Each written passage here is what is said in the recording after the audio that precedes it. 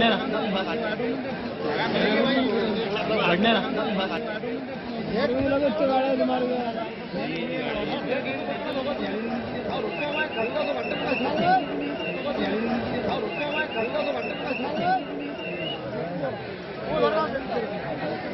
वो अमरावती जा रहे हो अमरावती